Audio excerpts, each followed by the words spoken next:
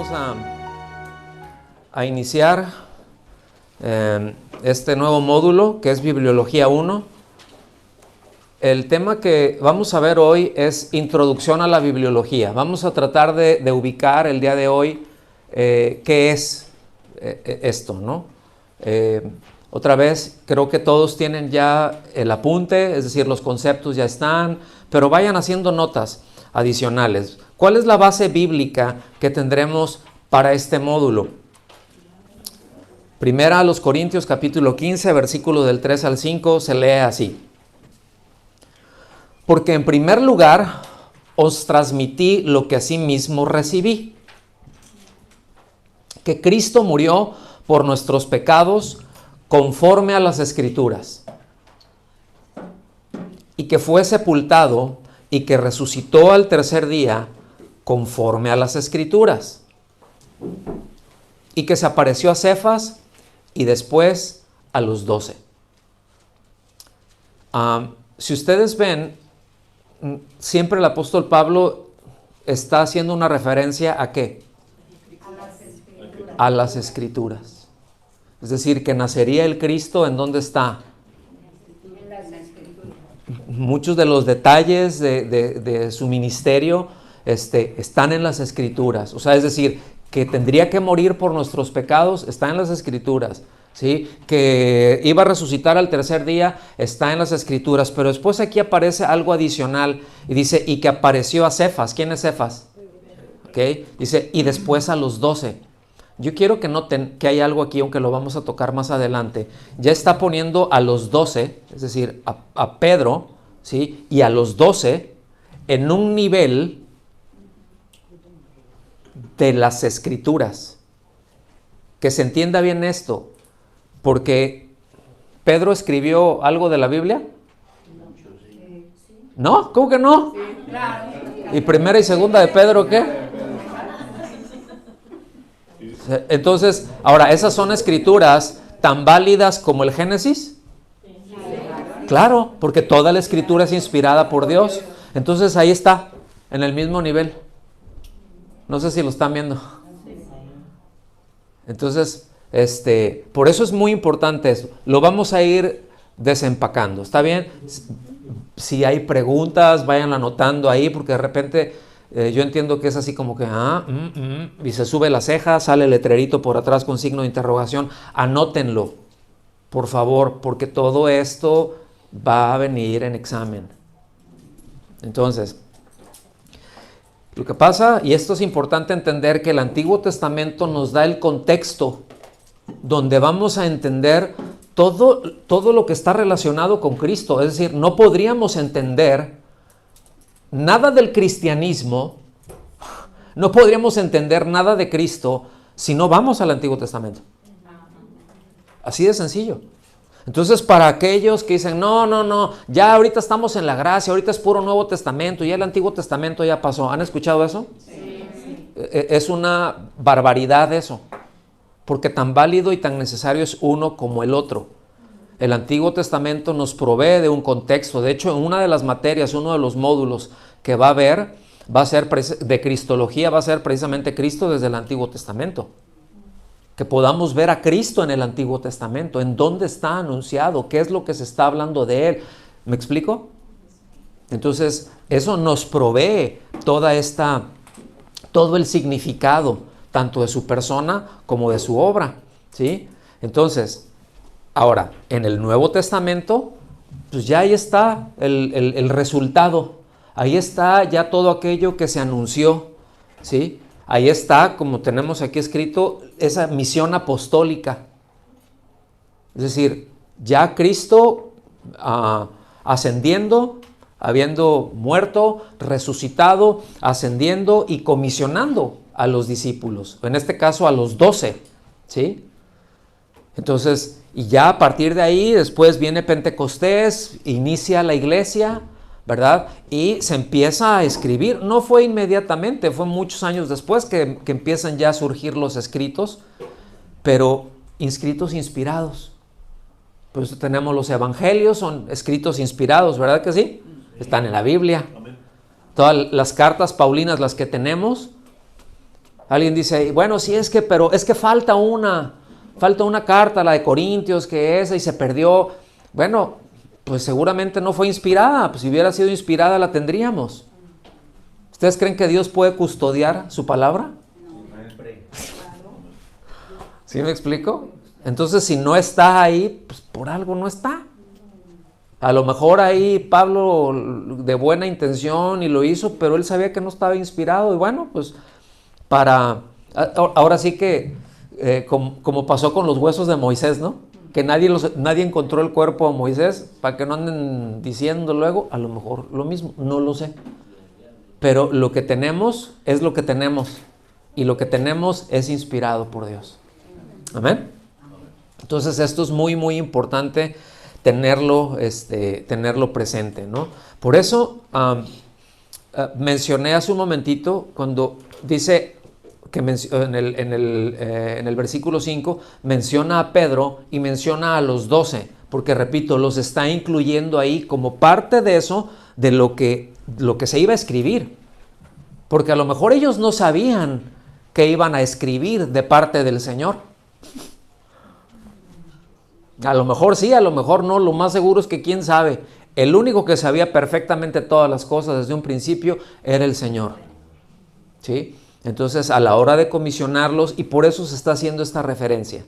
¿Sí? Eso es muy importante.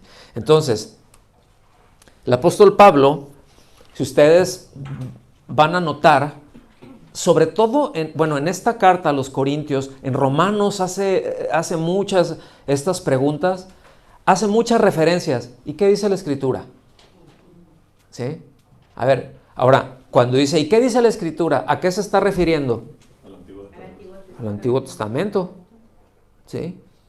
Pues, evidentemente, el Nuevo Testamento estaba apenas en formación. Entonces, las Escrituras se están entendiendo como el Antiguo Testamento, o lo que se conoce también como las Escrituras hebreas, ¿no? Entonces, esto es importante. Entonces, ¿por qué es tan importante? ¿Sí?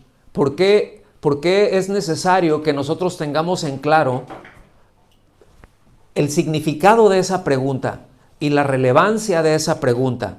Pues sencillamente, como lo mencionamos, todo el contexto que nos da el Antiguo Testamento, es muy difícil sostener, y déjenme leerlo esto, es muy difícil sostener la afirmación de ser un discípulo de Cristo si no tomamos en serio las palabras que Él nos ha dado. ¿Sí? Las palabras que Él le dio a los discípulos para que quedaran registradas como lo tenemos ahorita en la Biblia. O sea, yo no puedo decir que soy un discípulo de Cristo y no atender lo que dice su palabra. ¿Qué clase de discípulo sería? Que no sigue las instrucciones del maestro. Pues yo creo que lo primero dice, no, pues sería un muy mal discípulo. Yo más bien, yo preguntaría, ¿será un discípulo? ¿Sí? Porque fíjense que los primeros cristianos, ya los he comentado en otras ocasiones, entre ellos no se decían, ay, este es cristiano, somos cristianos, este es cristiano. Entre ellos no se decían así. La referencia de entre ellos ¿eres discípulo o no? O sea, o estás siguiendo al Señor en lo que Él dice o no lo estás siguiendo. Entonces, la tenían muy clara. ¿Sí me explico? Ya con el paso de un par de milenios, pues la tenemos media nebulosa muchas cosas, ¿no? Pero la verdad es que necesitamos tomar en serio lo que dice su palabra, hermanos, y esforzarnos. ¿Está bien? Entonces, esto yo creo que es muy, muy claro que como discípulo de Cristo, abracemos la actitud de Cristo. Es lo que nos dice, ¿no? En Filipenses. Cuando dice que tengamos un mismo sentir, que tengamos el sentir que hubo en Cristo, no se está refiriendo a los sentimientos. Ay, ¿cómo? ¿Y se sentiría contento? ¿O cómo se sentiría? ¿Sí? Ay, pensaría esto, pensaría... O sea, se está refiriendo a la actitud, al pensamiento que lo domina, el pensamiento hacia dónde lo está dirigiendo, el propósito por el que vino y que lo conduce a él. ¿Sí? Esto es muy importante que nosotros tengamos claro qué es lo que me mueve, qué es lo que nos mueve como creyentes. O sea, si yo me digo cristiano, ¿qué es lo que realmente me mueve como cristiano? Si yo me digo cristiano, ¿mis decisiones están siendo influidas como un cristiano? Es decir, ¿son decisiones que corresponden a un discípulo de Cristo o no? Entonces, qué importante es que estudiemos, ¿no? Que le rasquemos. Y parte de ahí es algo muy básico, hermanos. Esto es algo muy básico y está absolutamente ligado con la Biblia. No podemos pensar siquiera en cristianismo, no podemos pensar siquiera en una fe sana sin las Escrituras. Y ese es uno de los enormes problemas que han habido particularmente en Hispanoamérica, que es, las hago a un ladito, por un lado, ¿sí? Y es más el sentir, ¿no? O sea, como siento, a ver si me emociona, el Señor me dijo, es que Dios me habló y yo estoy siguiendo lo que el Señor me está diciendo y bueno, no está en la Biblia, pero ¿sí me explico? Y hay desviaciones dentro de la iglesia en ese sentido. Hay otro sector de la cristiandad que no se ha ido por la parte de los sentimientos, pero se ha ido por parte de una teología equivocada. Entiéndase, teología liberal y todas sus derivadas, ¿no? Que hablaremos de eso también. Pero a nosotros nos ha afectado más, y está salpicado de teología liberal, muchas cosas que hemos recibido por ahí en el camino, pero como hispanos, nos afecta más eso otro que mencioné al principio. Somos más tendientes a eso, cultural, no sé si algo tenga que ver la genética en eso, ¿no? Pero estamos más susceptibles a ser influidos por el sentimiento, ¿sí? Que por la razón, por así decirlo, ¿no? O sea, batallamos más con esa parte y tenemos que balancear porque tenemos tanto sentimientos como razón, ¿sí? Ahora, ¿qué es lo que va a gobernarnos como discípulos y poner en balance los sentimientos y la razón? La Biblia y el correcto entendimiento de la palabra. Entonces necesitamos aplicarnos. ¿Está bien? Entonces, el asunto, como mencionamos, es de que la Biblia ha ido, pues, o está siendo, ha sido, pero es algo que sigue continuo, desplazada por otras autoridades. O sea, es decir, la palabra de Dios, cuando me refiero a autoridades, es lo que sea autoritativo para la vida de una persona, ¿sí? Lo que sea una autoridad. Y en este caso, pues la Biblia, para el creyente, ¿esa es su autoridad, sí o no? O sea, es una definición muy clara, pues ya tiene muchos años, ¿verdad? La Biblia es nuestra norma de fe y conducta. O sea, la Biblia es lo que nos va a regir y lo que nos va a decir qué es la verdadera fe y cómo me debo de comportar de acuerdo a esa fe que está expresada en las Escrituras. ¿Ok? Eso es muy claro y eso es base. Como por ejemplo, en el Islam, ¿cuál es la autoridad que tiene el Islam? El Corán. Y las otras cartas, ¿cómo se llaman las otras cartas? Y los hadith. Y los hadiths, sí.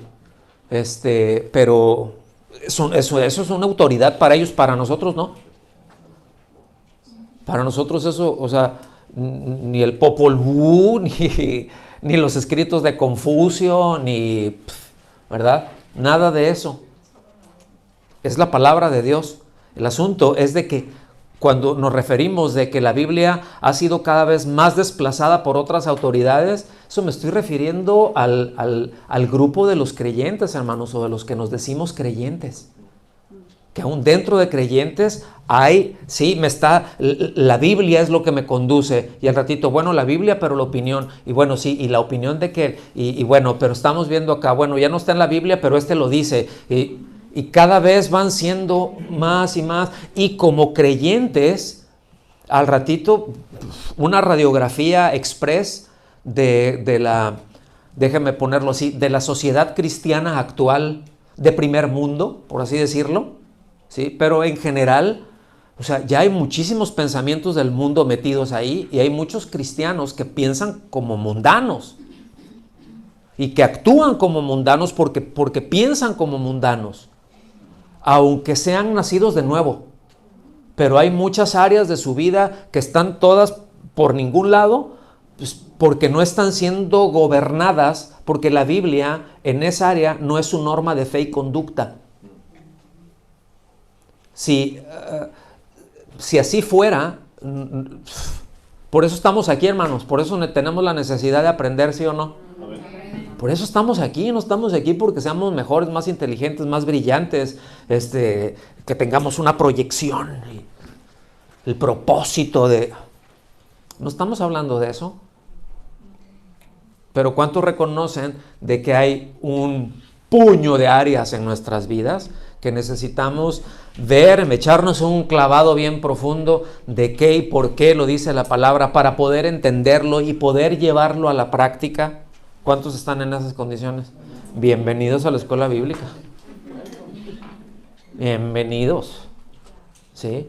Entonces, repito, ¿no? Hay cosas, ¿no? Como la experiencia personal ha reemplazado en buena medida la palabra de Dios, ¿no? Lo que acabamos de mencionar ahorita es el consenso cultural, ¿sí? A ver, no, porque no me cancelen, para no estar, ahora sí que no, ¿cómo voy a decir eso? Voy a quedar mal, es políticamente incorrecto, no, eso no quiero estar del lado incorrecto de la historia y cosas así, ¿sí me explico? Y termina uno por desvanecerse y termina uno por no brillar. Y acuérdense que somos sal y luz. El Señor no dijo, para que sean sal y luz, dijo, ya son sal y luz. Pero si la palabra de Dios está siendo desplazada en nuestras vidas por algo más, pues esa luz va a estar medio lagañosa en algunas áreas. Esa sal va a estar media insípida, como las que luego le tienes que poner un puño ahí para que medio sale. ¿Sí? Y hay algunas sales que les pones poquita y ¡pam! Te da la sazón. ¿Sí? ¿Estamos claros con esto? ¿Vamos bien hasta aquí? Les voy a leer algo que dijo un creyente notable, Thomas Cranmer. Él dice, ¿cómo puede alguien decir que profesa creer en Cristo y no aplican a ellos mismos lo que leen y escuchan de los libros del Evangelio de Cristo y su doctrina? Es una pregunta muy sencilla, ¿verdad? Pero es clarísima. La repito, ¿cómo puede alguien decir que profesa creer en Cristo y no aplican a ellos mismos lo que leen y escuchan de los libros del Evangelio de Cristo y su doctrina? Entonces, seguir a Cristo, mis amados, involucra vivir bajo la autoridad de su enseñanza. ¿Sí? Ahora, ¿cómo llega esa autoridad de su enseñanza? Por la palabra. ¿Sí? O sea, sí, cuando alguien nos predica, o sea, la palabra predicada, pero es eso, es la palabra predicada. ¿Sí? Es la palabra expuesta, es la palabra desmenuzada, vamos a decirlo así, de cómo aplicarla, cómo entenderla, cómo llevarla a cabo. De eso se trata la enseñanza y la predicación, para eso es. Para eso es el discipulado. Un discipulado no es nada más para tener más información.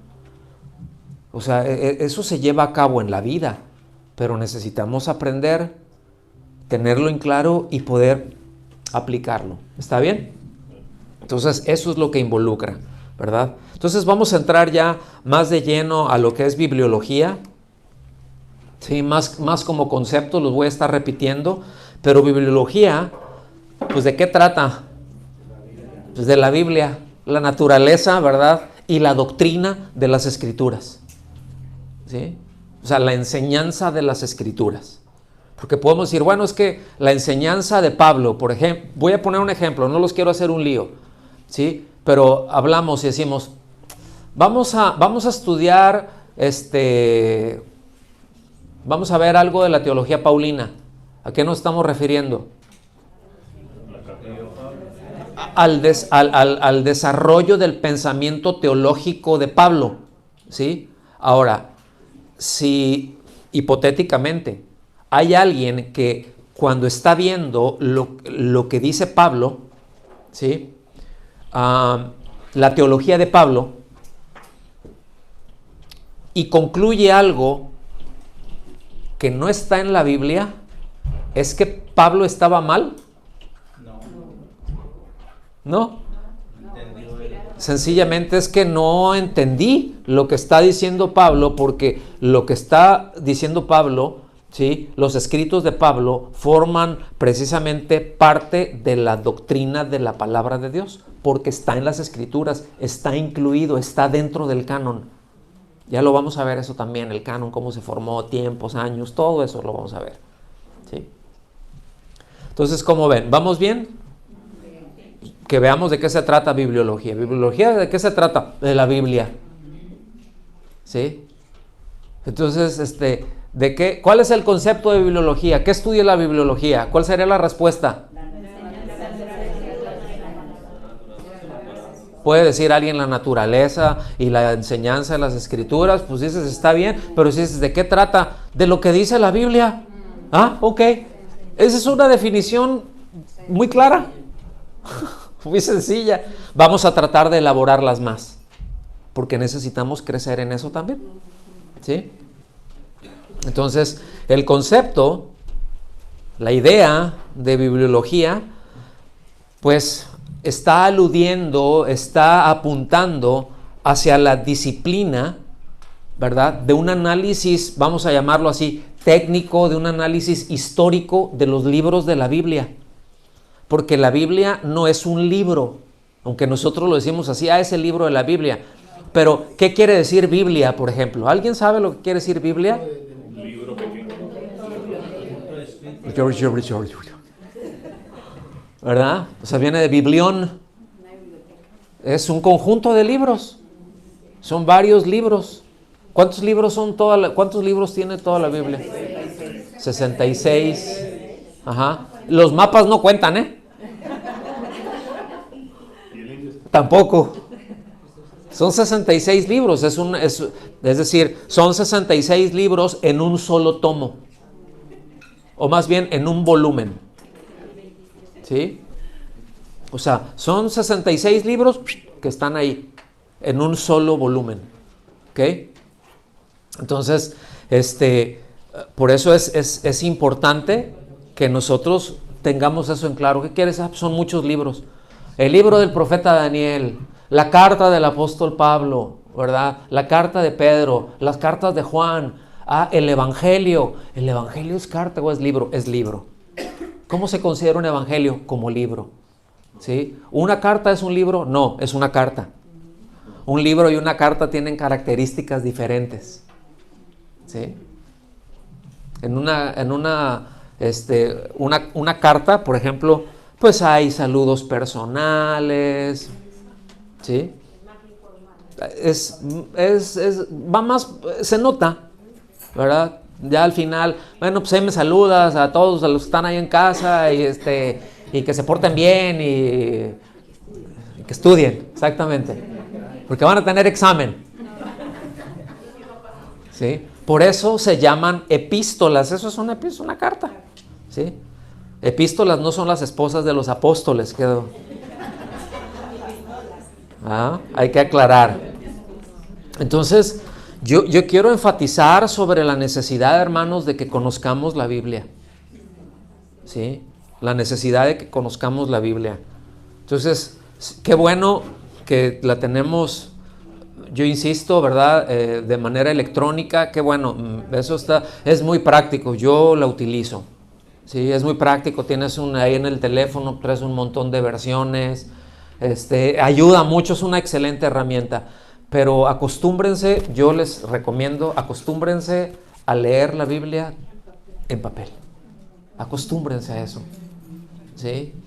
Y a anotar manualmente. Si lo hace todo electrónico, perfecto, gloria a Dios. Hay algunos que son más cibernéticos aquí que otros, ¿no? Pero ¿y si no lo tenemos eso, qué? Se fue la luz y no llegó, ya no cargó. ¡Ay, qué hago! ¿No? Entonces, es muy, muy importante, ¿no? Que necesitemos, o sea, porque necesitamos saber manejar el libro. ¿Somos discípulos de Cristo? ¿Estamos en formación para el ministerio? Ok, necesitamos, es nuestro libro, o sea, nuestro lineamiento no solamente de conducta y todo, pero toda la fuente de nuestra enseñanza debe de ser de la Biblia. ¿Sí? No vamos a ir a ver los libros, el libro de fulano de tal y vamos a enseñar lo que... Es la Biblia, nuestra única norma de fe y conducta. Entonces necesitamos utilizarla, ¿sí? Es como, pues imagínense que si tenemos una herramienta y no la sabemos utilizar, ¿sí? O un arma y que no se sepa utilizar. Yo recuerdo, nada más así, de hace muchos años esto pasó en una población muy pequeña allá en México, en el estado donde nosotros vivíamos, ¿sí? Una población al norte de donde nosotros estábamos. Y pues, ustedes saben, ¿no? Equiparon a los policías y les dieron AR-15. ¿Ubican ese fusil? Sí. Okay. Pues es alto poder, un AR-15. ¿Sí? Entonces, el primer día, fíjense, salieron y todos bien felices, ¿no? Pues ya, pues ahora sí le podemos hacer frente y cuando la delincuencia, pues les damos también. No se va pegando un balazo un policía en el pie. El primer día, pues se las quitaron, ahí le dejaron aquí está su pistolita toda mojosa, ¿verdad? Y su machete, su resortera, su tirapiedras, lo que fuera. ¿Me explico? Porque les dieron un arma y no sabían manejarla. ¿Sí? Yo me acuerdo, yo no sé cuántos de ustedes, a mí me tocó hacer el servicio militar nacional en México. Y sí nos enseñaron a utilizar el armamento, pero lo primero, eso no nos lo dieron en el primer día. O sea, yo lo hice encuadrado, pero eso no nos lo dieron el primer día. El primer día nos pusieron a correr y los primeros días nos pusieron a correr y a hacer mil cosas y recordábamos a toda la familia de los comandantes de nuestra sección. Y después cuando, bueno, ya vamos a iniciar con las prácticas y todo, dijimos, yes, ¿no? Porque tú sabes, estás joven y todo eso, ¿no? Bueno, el rifle que nos dieron era de madera. Pesado, ¿sí? Y teníamos que, entonces nos enseñaron a manejarlo. Después, cuando ya nos dieron el real, no nos dieron, en las prácticas, no nos dieron balas de a de veras. Fueron salvas, ¿sí? Para irnos acostumbrando al golpe, a todo esto, pero también teníamos, es decir, antes de eso teníamos que aprender a desarmarlo. Ponerlo todas las piezas, ya lo desarmamos, ármalo otra vez, ¿no? Y que no le pongas el cañón apuntando para acá, ¿no? Y el gatillo al revés y cosas así. Tenías que hacerlo bien. Después de todo eso, entonces ya nos dejaron disparar. Pero ya sabíamos qué hacer con todo eso. Si eso nos lo hubieran dado el primer día, con la mentalidad que traíamos de que sí, hubiéramos matado a 3 o 4, porque un balazo de esos le pega a uno aquí y le salen como a 20 más para allá. No sé si me estoy dando a entender. Es un peligro, es como, yo he puesto mucho esta ilustración, ¿no? Es como tener un chango con pistola. Imagínense a un chimpancé con un arma, con un revólver ahí. A lo mejor no le pasa nada a nadie. A lo mejor no le pasa nada a nadie, pero a lo mejor es una calamidad lo que llega a ser. ¿Sí?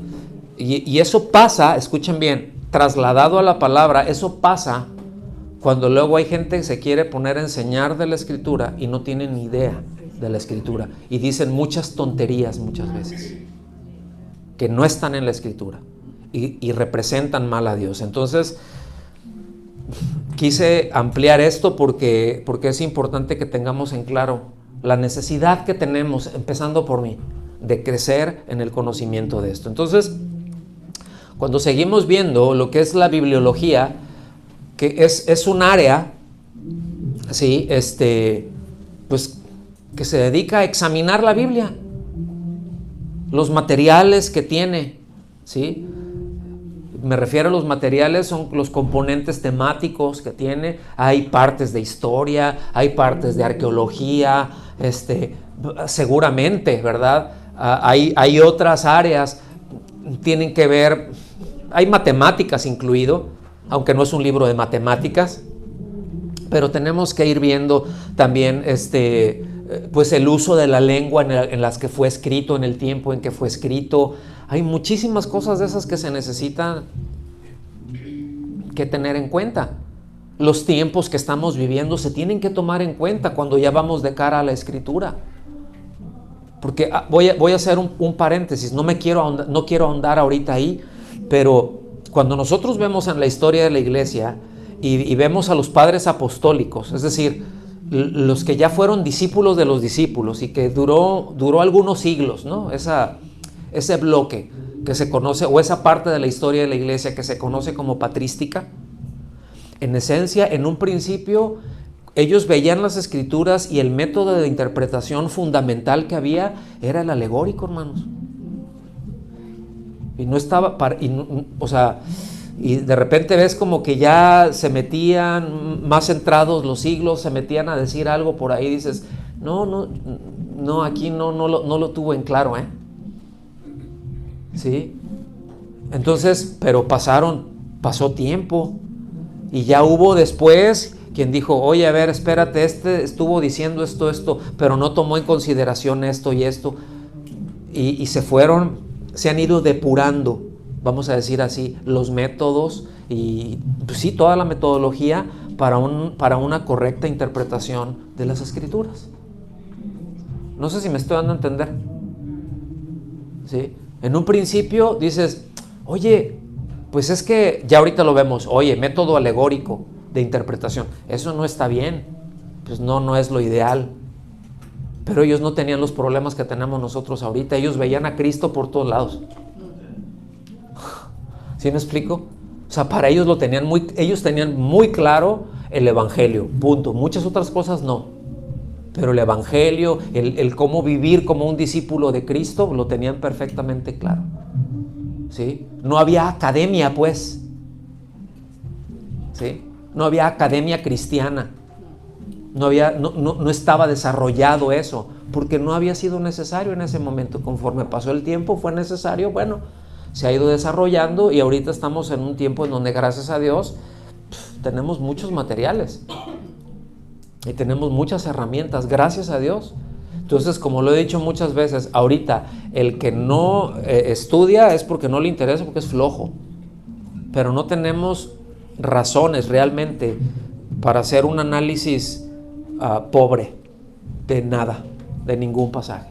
Tenemos todas las herramientas y estamos creciendo en ello. ¿Amén? ¿Sí o no? Amén. Entonces, la bibliología, ¿qué es lo que hace? Pues desarrollar precisamente una visión para que podamos entender a cabalidad, ¿verdad? Que contemple, como tienen ahí en las láminas, ¿verdad? La comprensión de la totalidad de los fenómenos asociados al surgimiento y el progreso de la comunicación escrita. ¿Qué quiere decir todo eso? ¿Sí? Que la bibliología se va a centrar precisamente ahí, o se centra ahí, para que nosotros vayamos, conforme vamos estudiando, conforme vamos creciendo, pues vamos viendo cómo se fueron escribiendo, qué es lo que pensaban, cómo pensaban en algún momento algunos, ¿sí? No sé si me doy a entender. O sea, hay cosas que luego nosotros ahorita vemos alguna palabra y no sabemos a qué es lo que se está refiriendo, pero ellos en ese entonces la tenían muy clara. ¿Sí? O sea, nosotros lo leemos ahí, y bueno, yo asumo que es así, pero está diciendo otra cosa. O no le captamos la esencia del mensaje. Por ejemplo, ahorita con la predicación que voy a dar, a lo mejor lo toco una pincelada, pero a ustedes lo voy a spoilear aquí. ¿Sí? hay un pasaje en donde dice que hay algunos griegos que quieren hablar con el Señor. Ya hablaré acerca de eso, ¿no? Pues se está refiriendo a helenistas. Lo más probable pudieran ser judíos helenistas, es decir, que no nacieron en Palestina, pero el contexto indica más el hecho de que eran realmente gentiles, que habían abrazado el judaísmo, ¿verdad? Que tenían una fe y que querían ver al Señor. ¿Está bien? O sea, esos son detalles, ¿no?, que se van poniendo ahí. Y cuando le dicen al Señor acerca de esto, ¿sí?, que habían unos griegos que lo querían ver, Él empieza a hablar de la necesidad de morir para vivir. Y dices, o sea, te quieren ver unos griegos. Si la semilla no muere, no da vida y tal, y empieza a hablar de eso, es como que, ¿por qué estás hablando acerca de eso?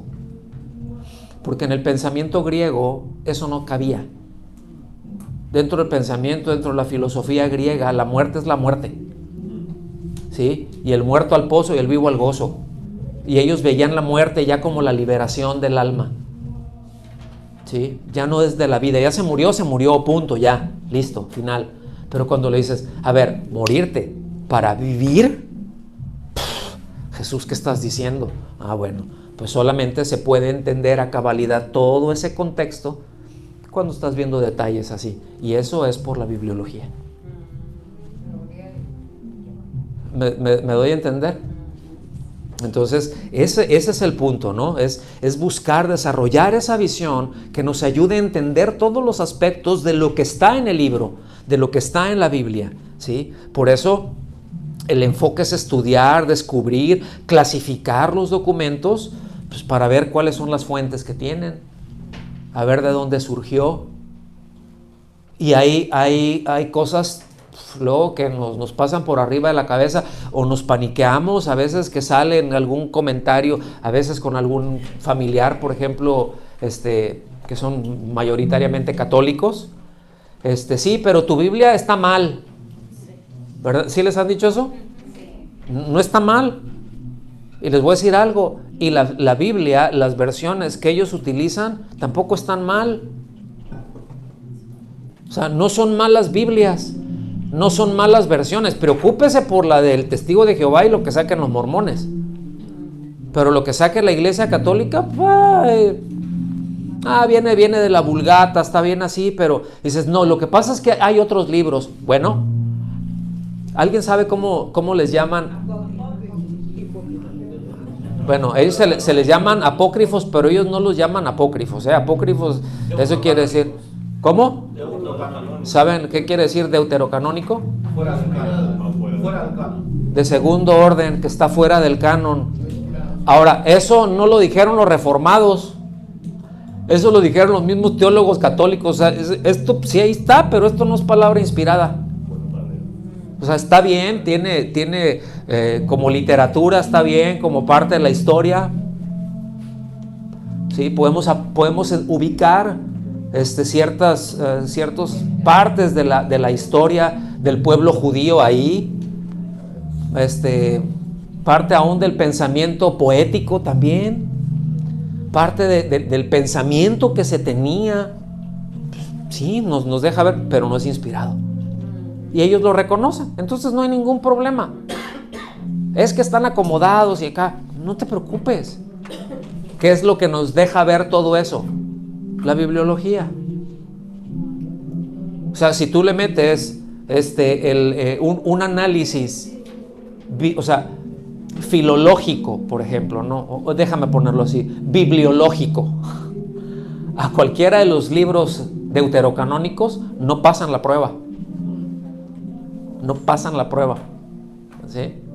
Entonces es una ciencia, ¿sí? Es una ciencia. Y es muy importante que, repito, no es de que, pues vamos a salir todos unos expertos. Qué bueno sería que el Señor nos concediera crecer mucho y poder ser una bendición para muchos. Amén. Porque la idea no es de que nos lo quedemos esto guardadito para nosotros, sino equiparnos, darnos las herramientas para poder bendecir a más. ¿sí? Poder llegar a más, con más efectividad, poder explicar nuestra fe con sencillez, con precisión, ¿sí? ¿Estamos bien? Entonces, vamos avanzándole, ¿verdad? El estudio de la Biblia es una disciplina, pero o sea, fíjense, el estudio de la Biblia no es un tema devocional, es una disciplina. O sea, los salmos, dices, no son libros devocionales, nos ayudan en nuestra devoción, pero no tiene ese objetivo, ¿sí? O sea, el objetivo que tiene es exaltar, es presentar al Señor como Él es, que se conozca lo glorioso que Él es, ¿no? Razón, luego ves expresiones, ¿no? En los salmos, oh, cuán glorioso eres, oh Jehová, en toda la tierra, y cosas así, pero no es así como para que, ay, mi devoción, y es acerca de mí, es acerca de Él, y yo me encajo ahí, ¿sí? Entonces, esto es muy, muy, muy importante, ¿verdad? O sea, y va más allá, la bibliología va más allá de hacer una exégesis, de extraer, una exégesis es extraer el mensaje que hay en un texto, ¿sí? Va muchísimo más allá de eso, no es nada más extraer el mensaje, hay análisis que se tienen que hacer, ¿sí? Porque hay muchos elementos que necesitamos conocer, que a lo mejor hace 100, 200 años no era posible tener esa comprensión, porque no se tenían las herramientas ni los documentos que se tienen ahorita, ¿sí? Yo les he dicho, por ejemplo, de los documentos del Mar Muerto.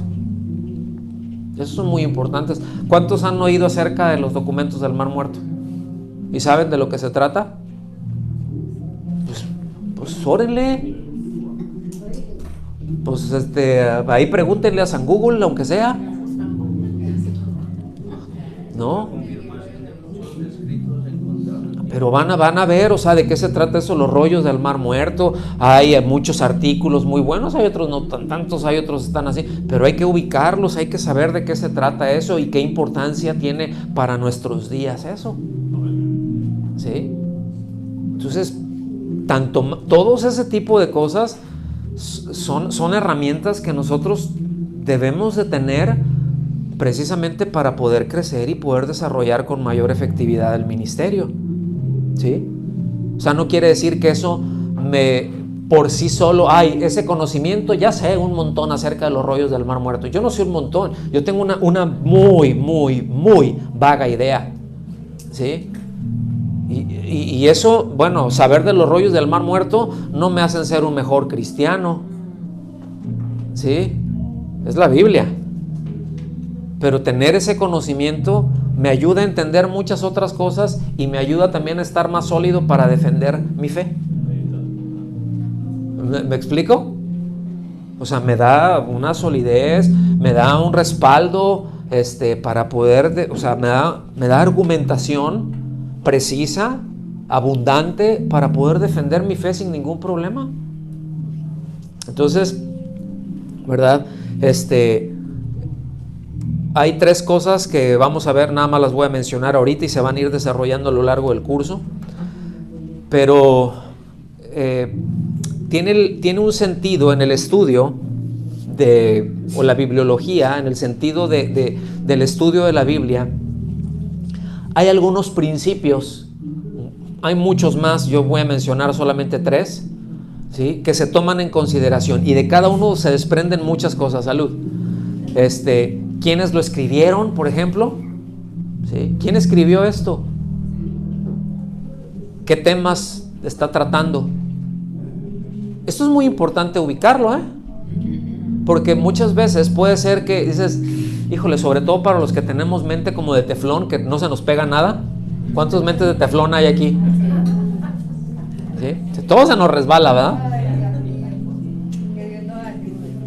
Bueno, y a lo mejor dices, híjole, mi memorización de versículos está muy pobretona, no sé, tal, dice, como ¿en qué parte dice? Sí, el de ayúdate que yo te ayudaré, como dice la Biblia, y sí, y yo lo acabo de leer, ¿cómo que me dices que no?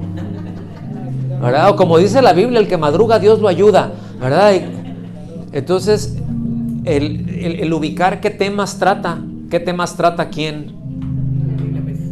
O sea, si voy a hablar acerca de un X tema, por ejemplo, vida cristiana, ¿a dónde iría a ver vida cristiana? En la Biblia, sí, a la Biblia, pero ¿a qué parte de la Biblia? ¿A qué sección de la Biblia voy a ir a ver acerca de vida cristiana? Alguien dígame, por el amor de Dios. En el libro de los Efesios. Efesios, es carta, acuérdense, no es libro, es carta. Los Hechos, sí, pero vida cristiana, vas a ir a Colosenses. Si quiero explicar más acerca de la fe, de la justificación, el explicar el por qué murió Cristo, ¿a dónde voy a ir? ¿A qué parte de la Biblia? Romanos. Sí, le voy a entrar durísimo en los primeros 5 capítulos de Romanos para entender la justificación por la fe, por qué es la fe. ¿Sí? O sea, no voy a andar en Eclesiastés buscando acerca de eso, porque trata otros temas. ¿Sí? Aunque sea palabra de Dios, está hablando de otra cosa. La estructura que tiene, cómo se compone, pues, algo básico, como mencioné desde un principio, que es un libro, tiene una estructura muy distinta a una carta. ¿Sí? Si es profético, si es histórico, si es poético. ¿Cómo les ha ido con el Cantar de los Cantares? Sí, es maravilloso, pero tiene muchos detalles que le pasan uno por arriba de la cabeza. O sea, es toda una materia. Si yo tuviera que dar una materia en una escuela bíblica, Cantar de los Cantares es una materia de un par de años. Así, de ese calibre tiene. ¿Sí? Entonces, digo, yo estoy hablando de un par de años a un nivel muy, muy, muy profundo, ¿no? Pero es en sí mismo, es maravilloso ese libro. ¿Sí? Entonces, o sea, ¿quiénes lo escribieron? ¿Qué temas trata? ¿Qué estructuras tiene? Esos puntos, ¿sí? Pues tienen su complejidad, son complejos. Es más complejos de lo que parecen. ¿Sí? Entonces, ok, dentro de la bibliología nos da las herramientas precisamente para adentrarnos en eso, para poder entrar ahí, ¿verdad? Porque otra vez estamos hablando de libros, de cartas, de documentos que los que menos tienen 2000 años. ¿No? Y si te vas más para atrás, pues ya échale entre que los impuestos y la inflación y todo lo que tú quieras, ponle 4500 años, más o menos, ¿no? Entonces no es así nada más de, a ver, aquí voy a agarrar esta Biblia, ¿verdad? La versión del oso, y lo voy a leer. A ver, espérame tantito, no vas a entender nada, ¿sí? Porque el castellano como se hablaba hace 500 años es muy distinto al de ahorita. O sea, si tú lo escuchas parecería otro idioma, de hecho. Parece otro idioma. ¿Sí? ¿Sí me doy a entender? Entonces en todo esto entra, ¿verdad? Y evidentemente ahorita lo tenemos hasta en quién sabe cuántas versiones, ¿no? O sea, versiones, o sea, textuales, serias, muy bien, pero hay otras hasta, ¿cómo se llama? Ay, se me fue la palabra. Sí, dinámicas, pero que ya son, que no es una traducción, paráfrasis, gracias, ¿sí? Que ya son paráfrasis y las tenemos todas ahí, y todas esas son valiosas, sí, pero hay que tener cuidado con qué es lo que leemos, ¿sí? Y diferenciar entre una cosa y otra. Ustedes ya más o menos han escuchado cosas acerca de eso, todavía van a escuchar muchísimo más acerca de ello, pero todo eso es bibliología. Todo eso es parte de la bibliología. O sea, no nada más la composición, pero la enseñanza misma de las escrituras. ¿Sí? Entonces, ¿cómo ven? ¿Verdad? Lo que tanto les gusta. Se les iluminó el rostro. Bueno, ahí está la tarea. Repasen la clase. Fíjense, bien, ahí está. No estoy diciendo que todos lo hagan. Vamos a leer bien. Repasar la clase y entregar por escrito las dudas o comentarios que tengan al respecto. O sea, tú repásalo. ¿Tienes dudas? ¿Sí? Pásalas. ¿Tienes algún comentario? No, sí quisiera hacerle un comentario. Hazlo por escrito. Yo no estoy esperando, escuchen bien, no estoy esperando que cada uno me dé una hoja con dudas y comentarios. Aclaro, si tienes dudas o si tienes comentarios, espero que los pongas por escrito. Y si no, pues no, pues es que no tienes ni dudas ni quieres hacer comentarios. Pero si las tienes y yo te digo, exprésalas. Si hay algún comentario que quieres expresar, hazlo también por escrito. ¿Está bien? Esto forma parte de que vayamos leyendo con detenimiento y que le vayamos poniendo sentido a la lectura. ¿Está bien? Pues esto es todo. Muchas gracias y que Dios los bendiga.